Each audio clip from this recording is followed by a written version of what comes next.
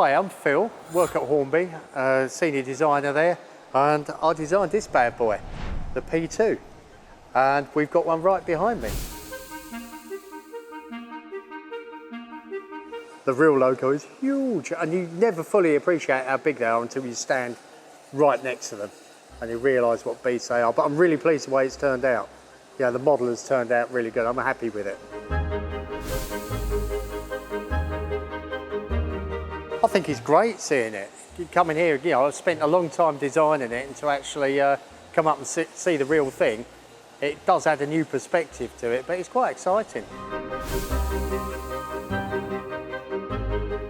The process was, first of all, obtaining as much information about the models as possibly can, about the real things.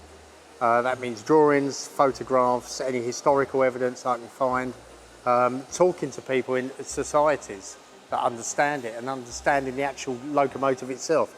Then starting the actual design process, which you start off with the rails, build up to the axles, then plot everything as you need to go and gradually build it up in stages.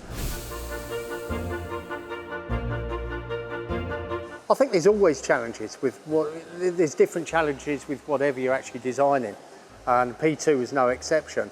Knowing that there were alternative variations of it, how best to try and create the alternative variations.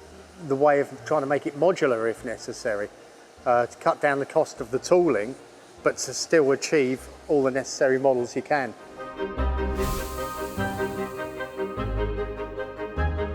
On the model, I've got various features on there that are new. There's a new coupling between the locomotive and tender, which pulls them both closer together. And it's an articulated type of coupling as well, so it should all work cleanly. Also, the contacts from the loco to the tender, we've got 8 points of contact, electrical connectivity between the two now. So that keeps them a lot closer, looks more prototypical, and with the hinged full plate on the back of the locomotive, all looks really, really good. I'm really pleased with it.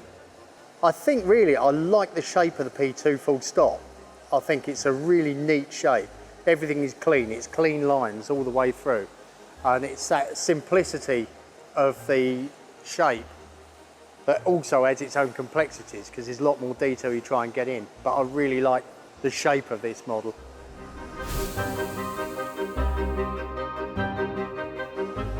The hardest part of the design would probably be that smoke box door, that hinge detail, because it's that strange twist. And when you think we design in Creo, which is a pure three-dimensional CAD package, everything is done in 3D on it. So it's a solid part you're trying to manipulate and work and build off.